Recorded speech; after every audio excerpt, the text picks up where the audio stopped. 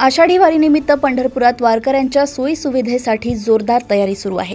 6 जुलैला आषाढी वारी असून त्याआधीच अनेक संतांच्या पालख्या पंढरपूरच्या दिशेने मार्गस्थ होतात।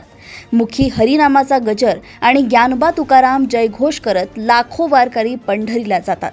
मात्र याच वारकऱ्यांचा विसर सरकारला पडला का असा प्रश्न विचारला जात होता। मागील वर्षी पंढरपूरला जाणाऱ्या प्रत्येक दिंडीला राज्य सरकारकडून आर्थिक मदत करण्यात आली होती, परंतु यंदा वारी सोहळा जवळ आला तरी मदत न मिळाल्याने वारकरी नाराज झाले होते।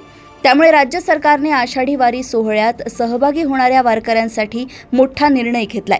आषाढी वारी निमित्त सरकार मानाच्या 10 पालख्यांसोबतच 1109 दिंड्यांना प्रतिदिंडी 20,000 रुपये अनुदान देणार असल्याचे जाहीर करण्यात आले।